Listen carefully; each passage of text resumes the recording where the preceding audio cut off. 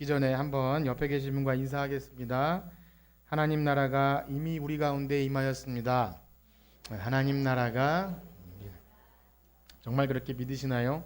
우리는 오전 말씀에도 우리가 얻게 되는 이 구원에 대해서 살펴보고 있죠. 그 가운데 가장 많이 우리를 놀라게 하는 것은 우리 구원이라는 것이 우리의 육신이 죽어서 가게 될 그 천당, 거기에 국한되어 있지 않다는 것입니다. 즉 우리 성도의 구원은 이미 이 땅에서 복음을 듣고 거듭나고 의롭게 되며 이미 그 구원의 과정에 들어온 것이죠. 그렇습니다. 하나님의 나라는 무엇입니까? 우리 하나님 나라 복음을 전하러 온 예수님께서 한 번도 하나님 나라는 이렇게 생겼고 또 어느 곳에 존재하고 이런 좋은 곳이 있다라고 말씀하신 적이 한 번도 없으세요. 다 어떻게 말을 하면 하나님 나라는 무엇과 같다. 어떻게 비교할까? 이렇게 무엇과 같다. 어떤 자들에게는 이미 임했고 어떤 자들은 들어가지 못한다. 뭐 이런 식으로 애매하게 말씀하십니다.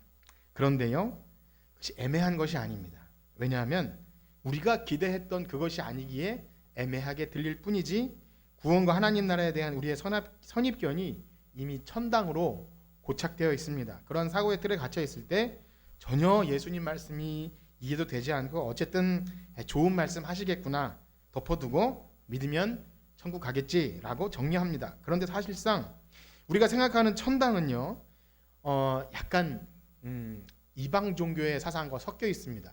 불교에서 말하는 극락이나 무릉도원이나 파라다이스나 이런 것이 약간 혼합되어 있어서 그러다 보니까 요한계시록에서 말하는 그런 이 새 예루살렘에 대한 그 그림들이 황금문, 황금집, 그리고 여러 가지 황보석, 녹보석과 12가지 과실이 맺히는 나무들, 그러한 좋은 것 어떤 것인지는 잘 모르겠지만 알겠는데 우리가 그렇게 신앙생활에서 갈 곳이 보석, 귀금속, 맛있는 먹을 것, 그것이 전부라면 사실상 좀 허무하지 않을까라는 생각이 듭니다. 그래서 보여지는 것, 말해야 되는 것 자체가 그것이 아닙니다. 아주 어렵고 먹을 것이 없을 땐 그것이 천국이겠지만 거기에 모든 생각을 다 가둬버리면 성경에서 말하는 구원과 하나님 나라를 잘 보지 못합니다.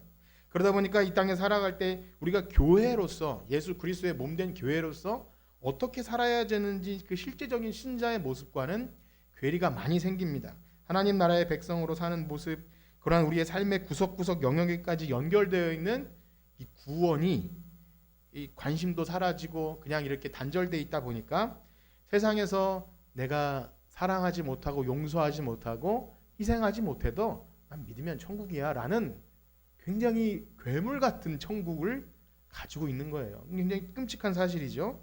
그래서 기독교를 욕하는 사람 중에 저러고 간단 말이야? 저러고 천국 간다고?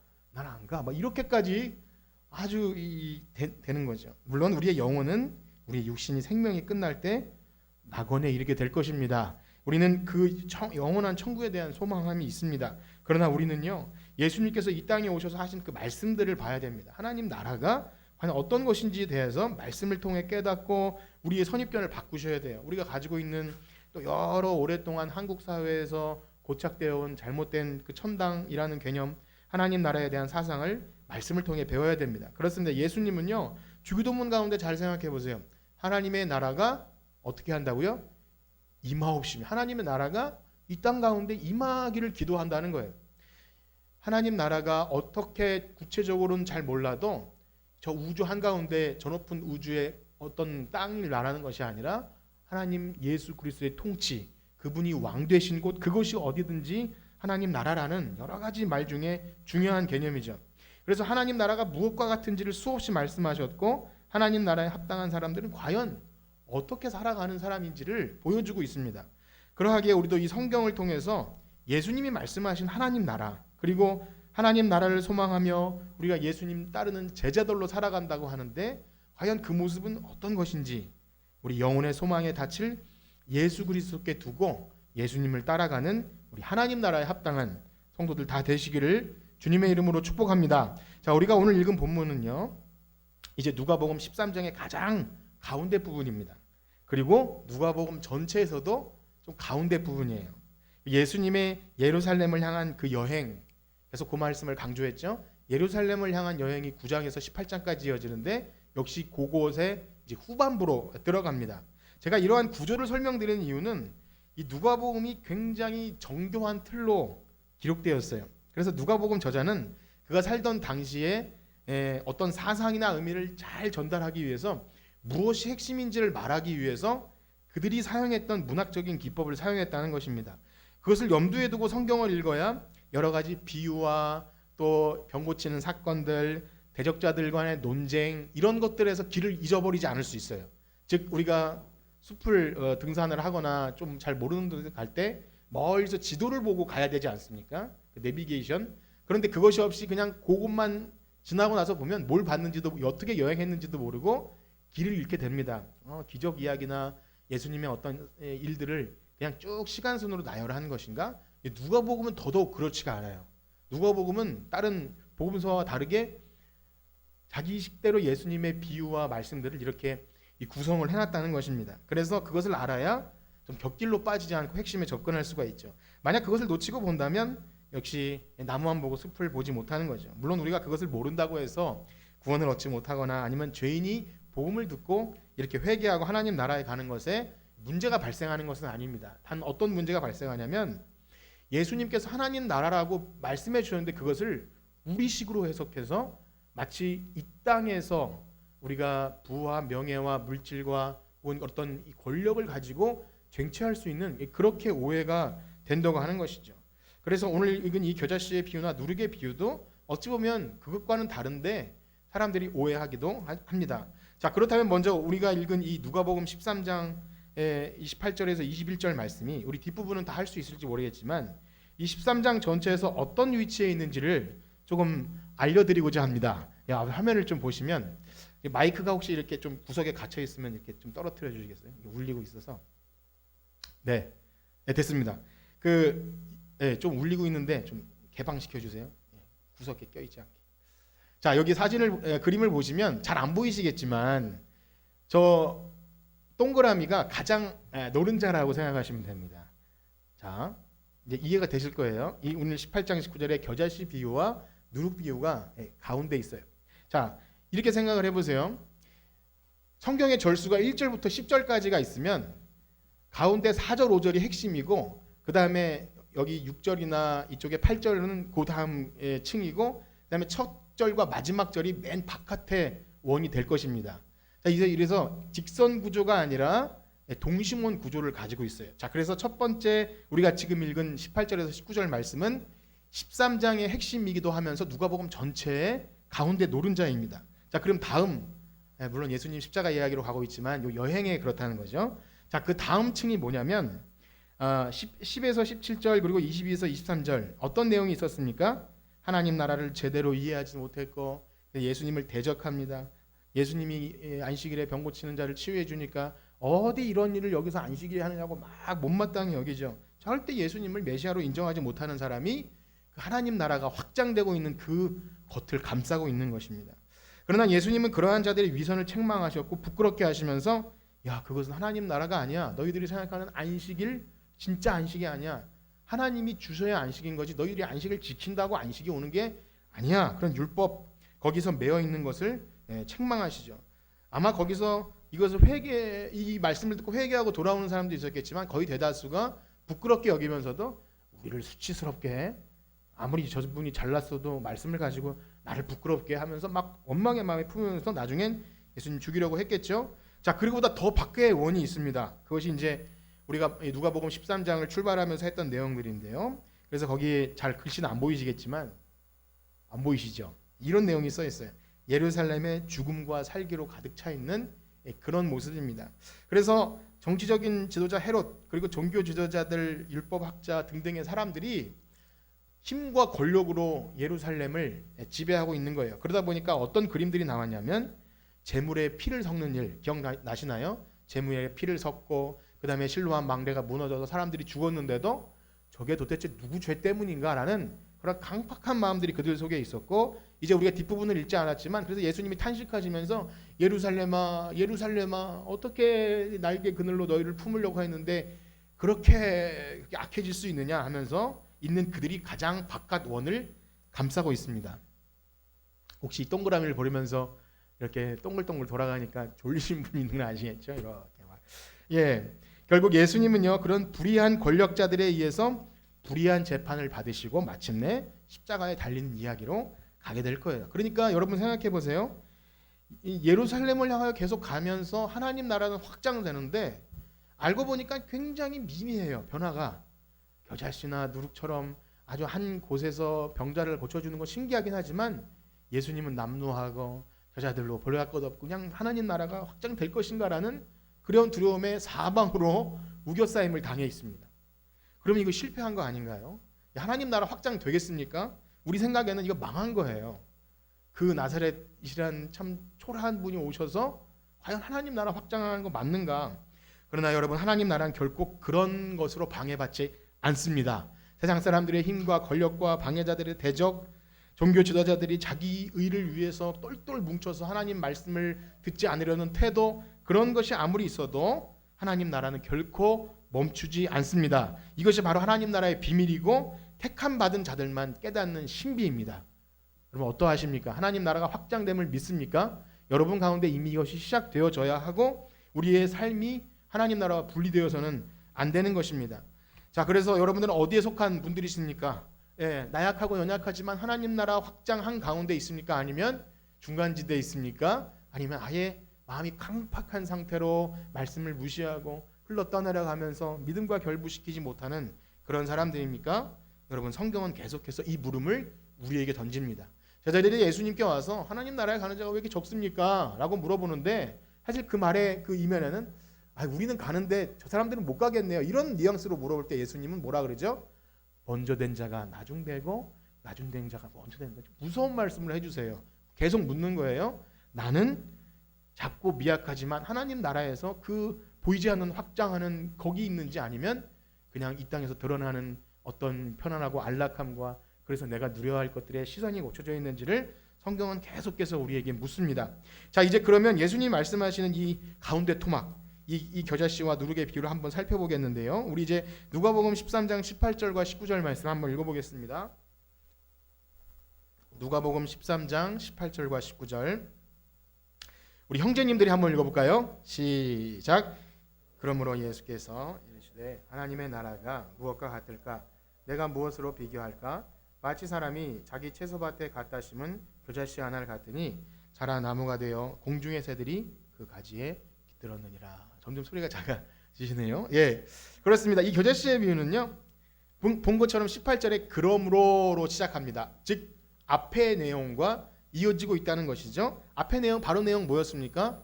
바로 안식일에 18년 동안 꼬부라져 있던 그 여인을 예수님께서 고쳐주시죠. 너무 기쁘고 행복한 일 아닙니까? 그런데 그 불편러들이 프로 불편러들이 거기서 굉장히 그 불쾌한 눈으로 사람들에게 그러죠. 도대체 엿새 동안 뭐 하다가 지금 여기서 이것을 꼭 하셔야 되냐고 막 그렇게 예수님께 따지는 겁니다. 분을 내면서 어찌 이럴 수가 있냐고 막 화를 냅니다. 이 예수님은요 이렇게 말씀하셔요. 너희들은 안식일에도 너네들 집에 있는 소나 양이나 가축들 끌어다 물 먹이지 않니? 죽어가는 이 여인을 내가 고쳐준 것이 그렇게 잘못한 일이야라고 예수님이 막 그들에게 막 쏟아붓습니다. 안식일은 바로 생명 살리는 날인데 안식일을 지킨다고 하는 너희들이 왜 그러고 있냐? 그런데 이 이야기 속에서 우리가 놓치지 말아야 할 중요한 예수님 말씀이 하나 있습니다. 우리 16절, 13장 16절을 같이 읽어볼까요? 이번엔 자매님들이 한번 읽어보겠습니다. 13장 16절 시작. 그러면 18해 동안 사탄에게 매인받은 이 아브라함의 딸을 안식일에 이 매서 아멘. 그렇습니다. 여기서 제일 중요한 건 사탄에게 매인받은 아브라함의 딸이에요. 이 여인이 유대인인지 이방인인지 잘 모르겠습니다. 그러나 중요한 건 이 유대인의 회당에 그 종교의 화려한 그들 안에 이 여인은 들어가지 못해요.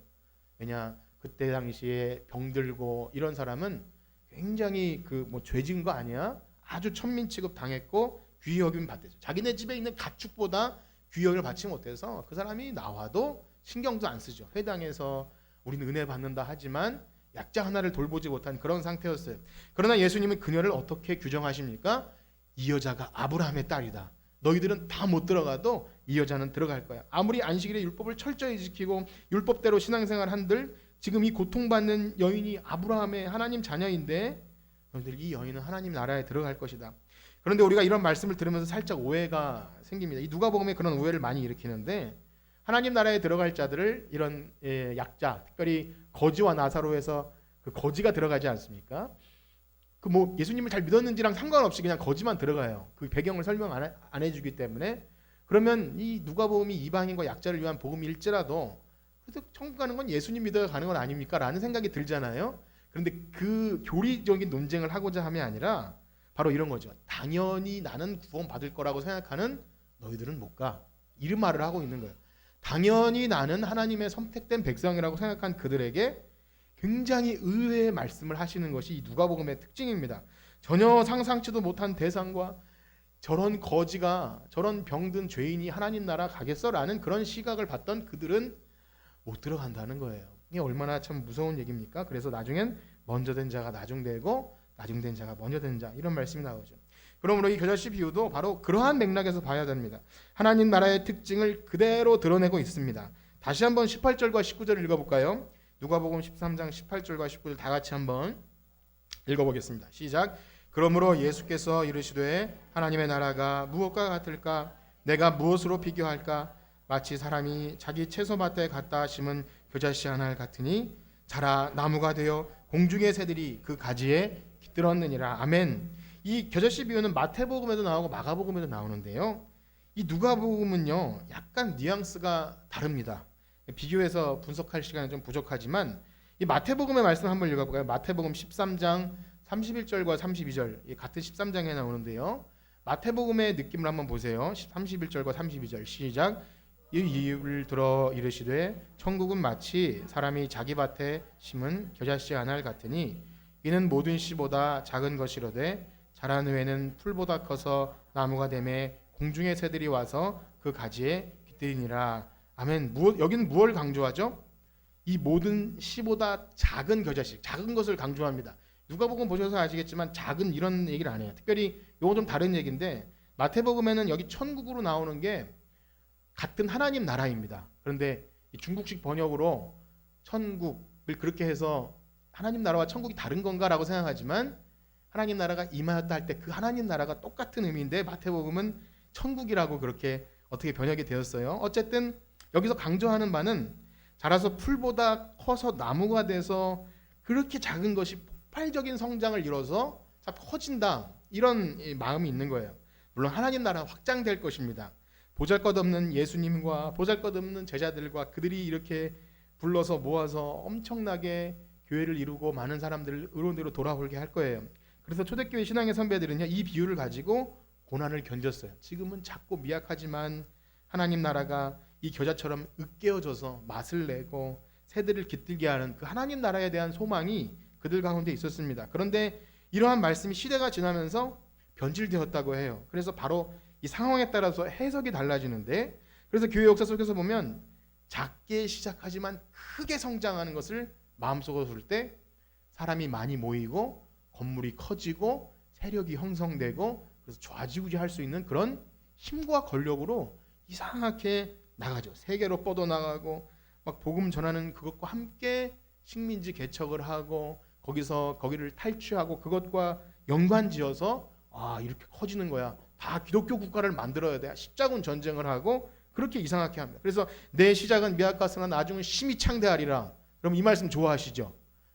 이거 사실은 빌닷이 욥을 비꼴라고 한 말이에요.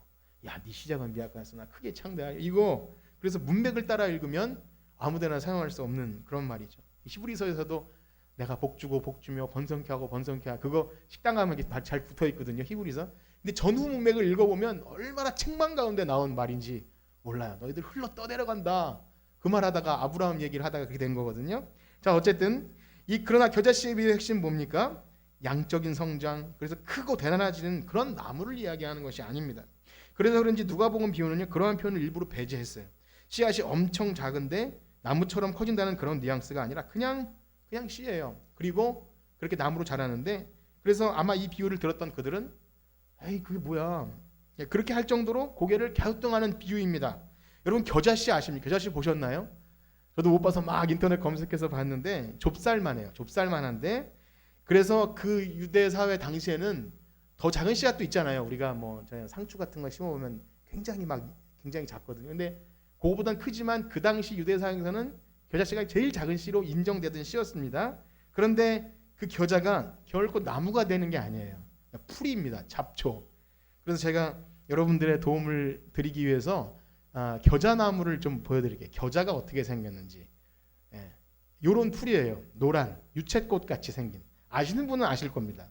전 처음 봤어요. 어쨌든 이렇게 생겼고 요게 군집을 형성해서 갈릴리 바다에 이렇게 유채꽃판처럼 해요. 이게 나무입니까? 풀이죠. 풀. 예. 그리고 사람 키보다 커질 수가 있어요. 한두 살인데 저 사람이 저렇게 서 있죠. 아마 성지순례 간 사람이 도움을, 제가 성지순례 안 가도 이렇게 도움을 받을 수 있어요. 어쨌든 이렇게 생긴 풀이에요. 그러니 야, 겨자가 자라서 나무처럼 새들이 깃들 것이다라는 말, 무슨 말씀이야? 라고 들릴 수밖에 없어요. 그렇죠? 풀이에요. 잡초. 그래서 뭐랄까요, 때로는 이 폭풍 성장하는 식물을 보고 저도 그런 표현을 써요. 토마토를 키우고 있는데 토마토가 제 키보다 되게 빨리 자라요. 나무가 됐다고 표현을 합니다. 나무는 아니지만 좀 크게 웃자라면 나무처럼 자랐던 것 같아요. 그래서 그것처럼 갈릴리 바닷가에는 흔한 잡초입니다. 잡초. 오늘날로 얘기하면 예수님이 제주도에 복음 전하러 가셨다면 유채꽃밭을 보시고 하나님의 나라가 무엇과 같을까? 야, 저 유채꽃 같을 것이다 라고 말씀하실 정도로 아주 평범하고 흔한 것들을 들어서 하나님 나라를 비유하죠. 그런데요, 잡초와 같은 겨자풀을 어떤 사람이 자기 채소밭에 갖다 심겠습니까? 잡초예요. 그런데 그것을 정성스럽게 여기 말씀해 보니까 자기 채소밭에다가 갖다 심습니다. 이게 무슨 말이죠? 갈릴리의 흔하디 흔한 잡초와 같은 제자들은요, 가라뉴다만 빼놓고 다 갈릴리 출신이에요. 갈릴리 출신이다 하면은 무슨 수식어냐면, 아유 저 촌놈들, 그거예요. 보잘것도 없는 어부들, 저 촌놈들을 데려다가 메시아가 데리고 다니니까 얼마나 무시를 했겠느냐고요. 예, 그러니까 여기 겨자씨의 뷰는 뭡니까? 정말 보잘것없는 너희들이 자라서 새들이 깃들 정도로 그렇게 성장할 것이다. 그런 말을 합니다. 당시에 아무도 알아주지 않았던, 그리고 이방인들, 죄인들, 세리들, 병든 자, 가난한 자가 마치 다윗이 그 아둘람굴에 환난당한 자, 빚진 자, 원망 마음에 원통한 자들 모아서 왕국을 건설한 것처럼 가장 세상에서 보잘것없는 사람들이 모인 곳이 하나님 나라라고 하는 거예요. 그런데 그게 물밑에서 폭발적으로 성장합니다. 그 이 의미를 모르고 들었던 사람들은 아마 피식하고 웃었을 거예요. 저게 무슨 나무라고? 여러분 왜 그렇습니까? 유대인들 사회에서는요, 새들이 깃든다는 표현이 아주 익숙한 표현이에요. 나무에 새들이 깃든다는 것은요, 그 나라가 엄청나게 발전해서 이제 하나님 나라가 임한다는 그 상징적인 표현인데, 그때 결코 겨자나무를 얘기하지 않아요. 어떤 나무를 얘기하냐면 백향목을 얘기합니다. 우리 그 성경을 한번 보실 텐데요. 에스겔 17장에 그런 말씀이 나옵니다. 에스겔 17장 22절에서 24절 한번 읽어보실까요? 다 같이 한번 읽어보겠습니다. 시작. 주 여호와께서 이같이 말씀하시되 내가 백향목 꼭대기에서 높은 가지를 꺾어다가 심으리라. 내가 그 높은 세 가지 끝에서 연한 가지를 꺾고 높고 우뚝 솟은 산에 심되 이스라엘 높은 산에 심으리니 그 가지가 무성하고 열매를 맺어서 아름다운 백향목이 될 것이요 각종 새가 그 아래에 깃들이며 그 가지 그늘 아래 살리라. 들의 모든 나무가 나 여호와는 높은 나무를 낮추고 낮은 나무를 높이며 푸른 나무를 말리고 마른 나무를 무성하게 하는 줄 알리라. 나 여호와는 말하고 이루느니라. 아멘. 그래서 그들이 생각하는, 여기 근데 24절까지 끝까지 읽어보면 분명히 높은 나무는 낮추고 이런 구절이 있는데도 어디에 시선이 꽂혀 있냐면 마치 우리가 천당에만 시선이 꽂혀 있는 것처럼 백향목이어야 돼. 백향목은 어떻게 생긴지 또 모르시죠? 자, 여러분들이 위해 준비했습니다. 백향목은 이런 나무예요. 어마어마한 나무. 새들뿐만이 아니라 그늘도 만들어주고 백향목처럼 커져서 되는 것은요, 축복의 상징, 복의 상징이에요. 백향목 같은 분이 메시아로 오셔야지. 예수님이 나귀 타고 들어올 때 얼마나 실망했을까요? 어쨌든 그런 거예요. 그들이 원했던 메시아가 아닌 겁니다. 그들이 원하는 메시아는 백향목 같은 왕이지 결코 겨자풀 같은 왕이 아닙니다. 그래서 목수가, 그 당시에 나사렛 출신 목수가 가장 천민 취급받던 갈릴리 그런 무식한 사람들을 데리고 어주미 떼징이 데리고 안식일도 안 지키고 거기서 막 기적을 행하니까 화가 나는 거예요. 어디서 굴러먹던 것들이 와서 그렇게 하는 거죠. 말도 안 되고 그런 소리 할 것 같으면 썩 꺼지라고 나중에 보면 막 도망 보냅니다. 어쨌든 이런 그들이 원치도 않고 바라지도 않는 하나님 나라 이야기를 감싸고 있던 예루살렘 상황은요, 예수님 미워하고 살기가 가득해서 우리 눈에 보기에는 하나님 나라가 결코 확장될 것 같지가 않아요. 그런데 이 겨자씨를 가지고 하나님 나라와 같다고 하는 것은 바로 그야말로 역설이고 숨겨진 비밀입니다. 세상 사람들은 결코 하나님 나라가 이 땅에 임한 줄 모르고 결코 예수님께서 마지막에 다 이루실 것이라는 걸 모르죠. 그래서 이후에 보게 되면 좁은 문일 수밖에 없는 거예요. 좁은 문. 과연 누가 그 하나님 나라에 들어갈 수가 있는지 가는 자가 매우 적다라고 말씀하십니다. 자, 그러면 이어서 다음에 함께 구성되어 있는 이 하나님 나라의 비유인 누룩 비유를 한번 보실까요? 누룩은 뭐 제가 이렇게 준비 안 했습니다. 이스트 효모, 그게 누룩인데요. 빵 만들 때 쓰는 거죠. 근데 여기서 주목할 부분은요, 누가는 항상 남자 이야기, 여자 이야기를 이렇게 배열하고요. 그래서 우리가 쭉 정리해 보면 유대인, 이방인, 그 다음에 남자, 여자 계속 그래요. 자, 그래서 이번엔 여자 이야기입니다. 아까 그것은 한 사람은 남자고요. 우리 20절과 21절 읽어볼까요? 시작. 또 이르시되 내가 하나님 나라를 무엇으로 비교할까? 마치 여자가 가루 서말 속에 갖다 넣어 전부 부풀게 한 누룩과 같으니라 하더라. 아멘. 역시 누룩 비유도 마태복음에도 또 동시에 등장합니다. 천국 비유인데요. 근데 말씀드린 대로 누가복음은 마태복음처럼 비유가 쭉 하나님 나라의 비유가 연결된 사이가 아니라 그 이야기 중심에 요 두 이야기를 넣어놨기 때문에 그 뉘앙스가 다를 수밖에 없어요. 비유가 하나님 나라 천국 비유가 마태복음 13장에는 씨 가라지 이렇게 쭉 나오면 씨가 견우 보진 그렇게 나오거든요. 보화가 같고 진주와 같고 그물과 같고 이게 13장에 이 천국 비유가 쭉 나와요. 그래서 천국 비유 중에 하나구나 여겨지지만 여기 누가복음 13장에는 다른 이야기 중에 이 비유 두 가지가 껴있기 때문에 그 맥락에 따라서 역시 겨자씨 비유와 함께 보게 됩니다. 그런데 여러분 우리가 예수님께서 12장에도 이미 보셨지만 누룩은요 결국 좋은 게 아닙니다. 바리새인과 서기관의 누룩을 조심해라.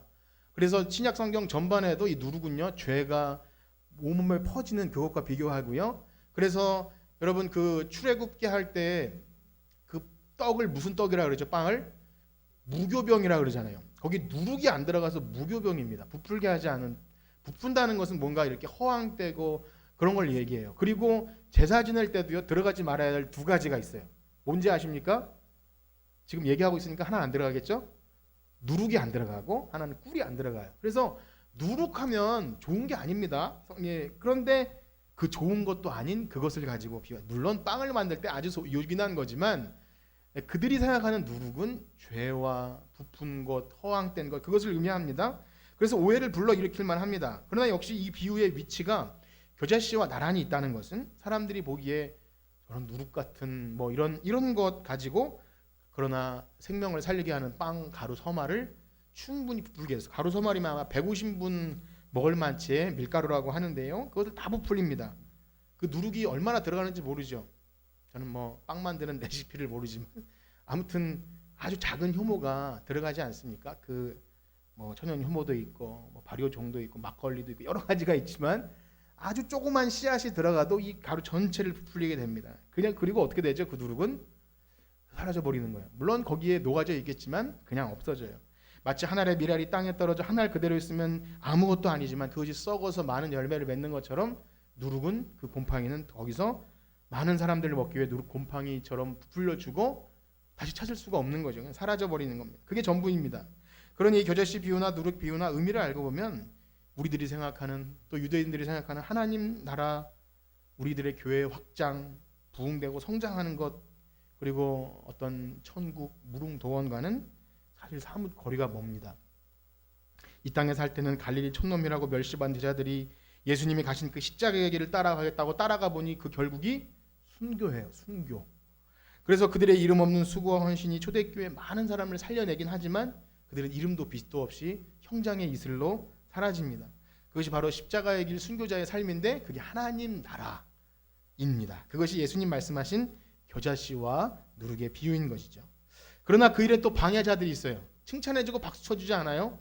동심원을 둘러싸고 있는 이게 방해자들, 너네들이 뭐 잘나서 그런 일을 하고 있어?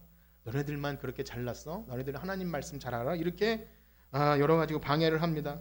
겨자씨나 누룩은 온데간데 없어지고 백향목과 갔다 와야 된다고 말하고 기금속이나 여러 가지 사람을 먹이지도 입히지도 않으면서 온갖 자리만 차지하고 있는 그 모습들이 그들 속에 그대로 누워서 하나님 나라 확장을 방해합니다.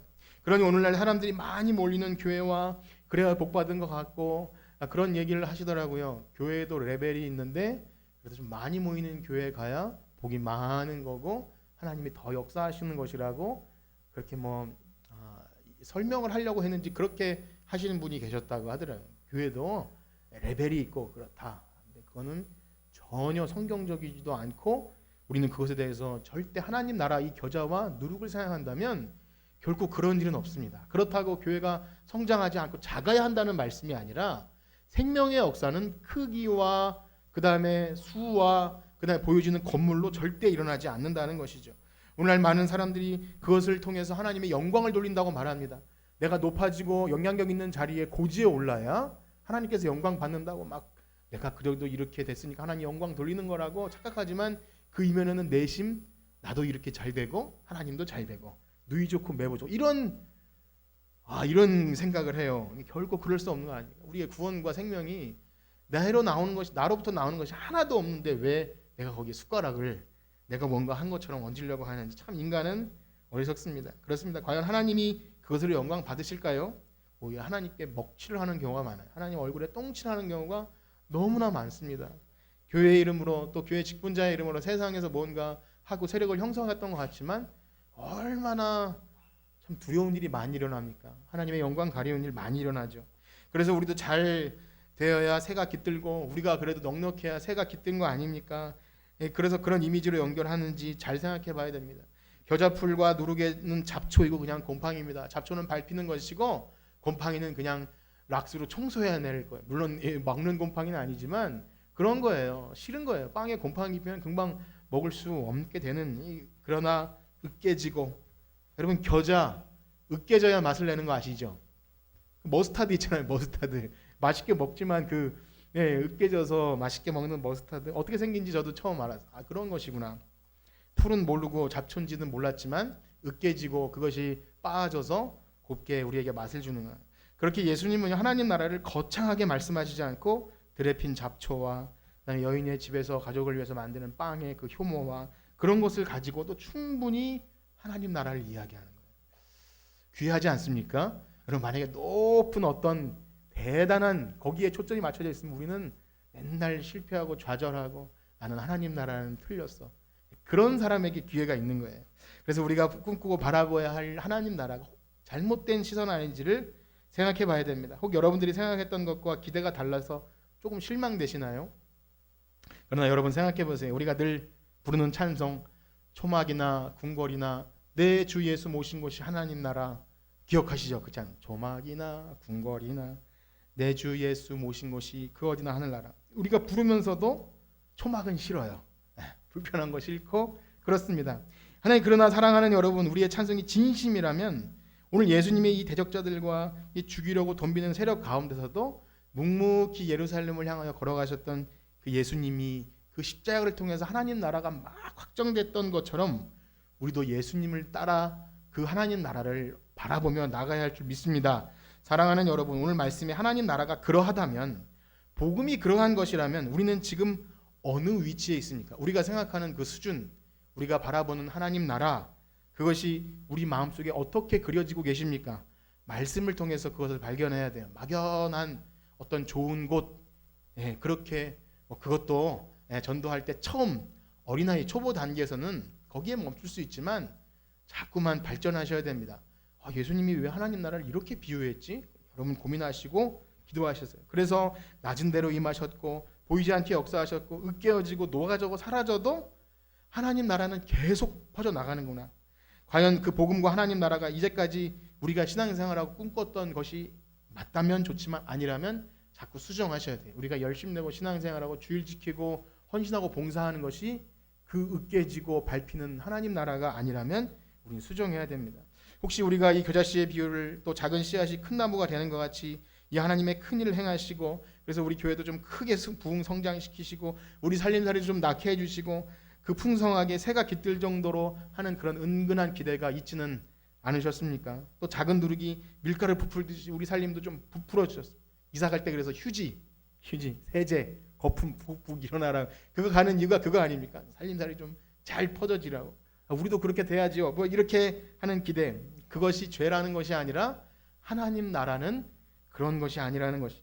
저는 여기 모인 성도님들은 참 좋은 분임을 확신합니다. 그래서 제가 이렇게 어거지로 말씀드렸지만 여러분들 가운데 그렇게 헛된 기대를 가진 분 별로 없어요. 높아지거나 내 이름이 드러나거나 그렇게 내가 나중에 이렇게 막 힘이 세져서 세력을 떠치려는 분은 거의 없어요. 그런데 여러분, 헛된 기대와 그런 것이 없다 할지라도 우리는 안심할 수 없는 것은 뭐냐면 우리의 일상의 삶 속에서 내가 이 겨자풀처럼 또 누룩처럼 녹아지고 있는가. 하나님 나라는 그렇게 사라지면서 나타난다고 했는데 혹시 내가 여전히 살아서 방해가 되지 않는가. 내가 무시당하고 업신여김 당해도 우리 예수님이 그렇게 가셨다면 나도 그 길을 가야 되지 않겠는가. 여러분, 그런 마음이 있으십니까?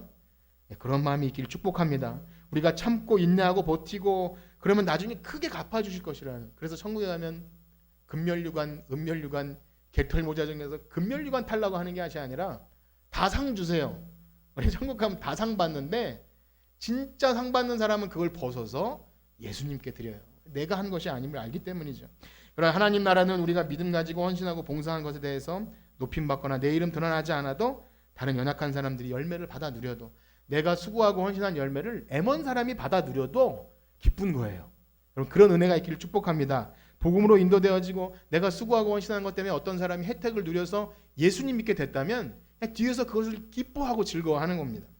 그래서 이 말씀을 들을 때 제자들의 반응이 어떠했습니까? 우리 22절에서 24절 한번 읽어보겠습니다. 22절에서 24절 다 같이 시작.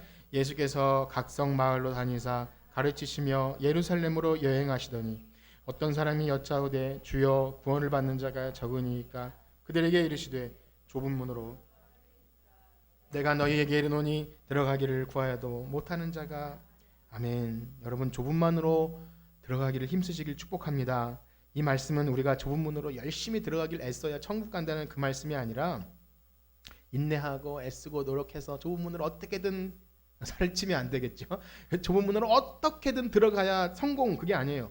그럼 우리 인내순으로 구원받는 거잖아. 인내하고 애쓰고 다이어트해서 그 좁은 문으로 들어가야 통과를 하면 그게 아니죠. 이게 무슨 말이냐면 좁은 문으로 들어가신 예수님을 붙들라는 거예요. 우리 믿음의 주요 온전케 하신 예수님이 가신 길을 가라는 거죠. 그래서 말씀을 듣되 헛되이 듣지 않고 둔하게 듣지 않고 믿음과 결부시킬 때 드디어 하나님 나라가 무엇인지를 자꾸 듣게 되죠. 그리고 내가 이 땅에서 하나님 나라를 살고 있는가를 자꾸 생각하고 그것이 아닐 때 우리의 삶을 수정해요. 고집 부리지 않고 마음을 완고하게 하지 않고 그것이 아니라고 말씀하면 성경 말씀이 그러하다면 내 마음을 고치셔야 돼요. 그것이 되는 것이 겨자풀과 같고 또 이렇게 누룩과 같은 것입니다.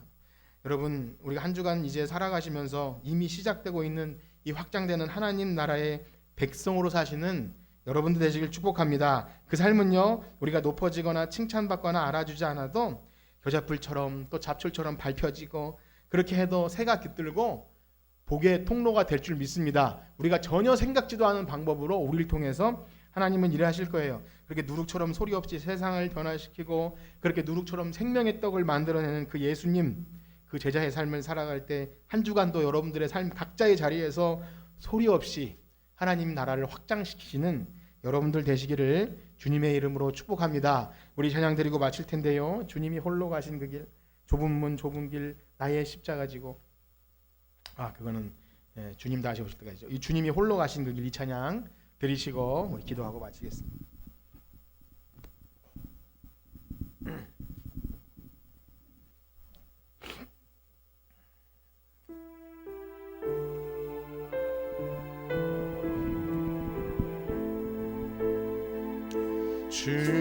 주님이 홀로 가신 나도 따라가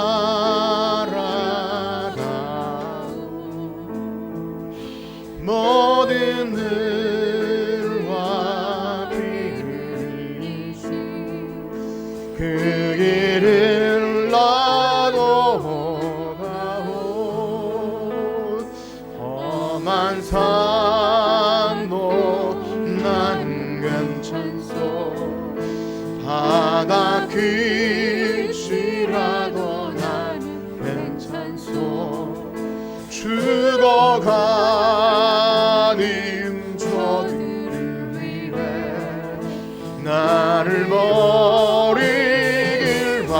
아버지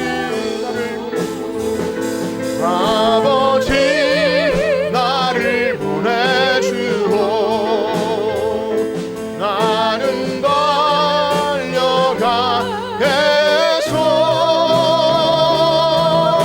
목숨도 아끼지 않겠소. 나를 보내주오. 세상이 나를 미워해도 나는 살아가겠소.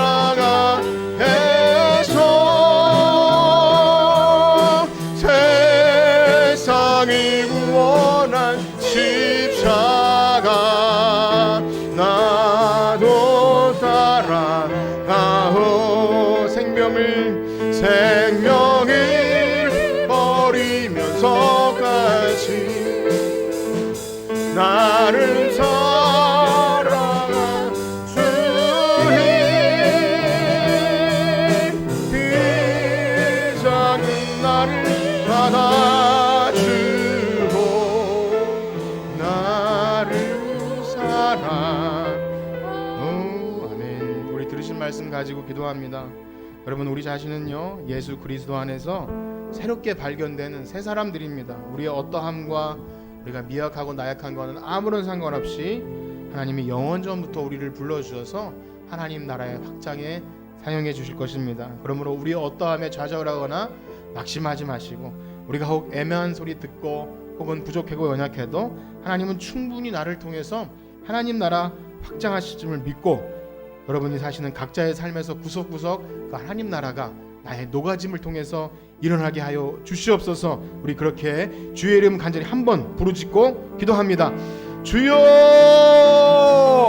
하나님 너무나 감사합니다. 우리와 같은 죄인을 하나님 나라에 합당한 사람으로 불러주시고, 하나님 누가 그 좁은 문으로 들어갈까 염려하며 근심하지만 하나님 좁은 문으로 들어가는 것은 예수님 따라가는 것밖에 없습니다. 예수님이 지신 십자가, 하나님 매맞고 고통당하면서 우리에게 생명을 주셨던 교자풀처럼 잡초처럼 밟히고 누룩처럼 아무것도 없이 사라진다 할지라도 하나님 생명을 살리기 위해서 예수님의 살을 찢기시고 피를 찢기신 그 은혜가 우리에게도 있게 하여 주시네. 나도 하나님 고난의 잔을 달게 마시면서 주님 우리에게 허락된 고난의 잔을, 주님이 남은 그 고난의 잔을 하나님 누리게 하여 주시옵소서. 이 세상을 살아가는 동안에 한 주 동안도 이 세상을 살아갈 때 하나님 나라가 확장되는 것이 얼마나 어렵습니까? 사방으로 우겨쌈을 당하였고 내가 말씀대로 사는 것이 얼마나 방해받습니까? 내가 하나님 나라의 백성이라는 것이 얼마나 미움당합니까? 그런 하나님 우리가 견딜 수 있는 것도 예수님 안에 있을 때 우리는 버티고 견딜 수 있습니다. 우리를 끝까지 인도하시고 이끌어줄 분이 오직 십자가에 달려주신 예수 그리스도이시므로 우리를 곤고나 적신이나 혼란이나 어떠한 것에서도 그리스도의 사랑에서 결코 끊을 수 없다고 말씀하셨사오니, 우리를 붙들고 가시는 예수 그리스도의 사랑 안에서 하나님 한 주간도 버티게 하시고 한 달도 버티게 하시고 버티고 견디며 하나님 나라의 일꾼으로 그렇게 복의 통로가 되게 주님 우리와 함께하여 주시옵소서. 감사합니다. 주님 인도하여 주시옵소서. 이제는 우리 주 예수 그리스도의 은혜와 하나님의 무한하신 사랑하심과 성령님의 교통하심이 오늘 좁은 문이지만 예수님 따라서 십자가의 길 가길 원하는 하나님 나라를 소망하는 성천교회 성도들 머리머리 위에 이제로부터 영원토록 함께 있을지어다. 아멘.